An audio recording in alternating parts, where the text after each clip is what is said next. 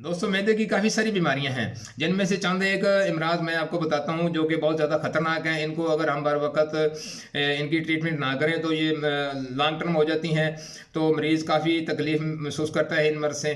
तो आइए मेरे साथ, मैं आपको बताता हूँ ये ख़ास मर्ज़ क्या हैं। तो जिनमें सरफ़हरिस्त है गैस, कब्ज़, उभारा, मैदा की गिरानी, तेज़ाबियत, सांस की घुटन, खुश्की सर्दी की वजह से पैदा होने वाली कमज़ोरी, पट्ठों का खिंचाव, टांगों में खिंचाव, दर्द, सुस्ती, बेचैनी, काम में दिल ना लगना, खाना खाने के बाद मकाम मैदा पर बोझ।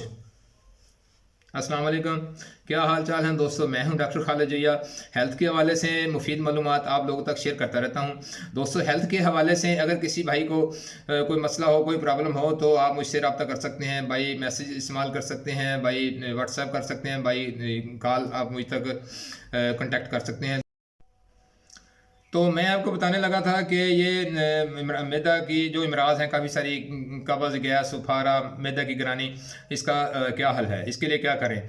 मैदे की बहुत सी इमराज हैं, जिनमें से सरफरस्त कब्ज़, गैस, सुफारा, मैदा की गिरानी, टांगों में खिंचाव, दर्द, सुस्ती, बेचैनी, काम में दिल ना लगना, खाना खाने के बाद मकाम मैदा पर बोझ का होना, मतली की कैफियत होनी, मैदे से बुखारात दिमाग की तरफ मुंतकिल होना, जिसकी वजह से आधे सर में शदीद दर्द, कब्ज़ की वजह से गैस का बनना, टांगों में दर्द। इन तमाम अमराज के लिए मैं एक मेडिसिन लेकर आपकी खिदमत में हाज़िर हुआ हूँ। बफ़ज़ल खुदा फ़ायदा होगा इंशाल्लाह। आप इस्तेमाल करें, कापी पेंसिल संभालें कि आपने क्या क्या चीज़ें लेनी है।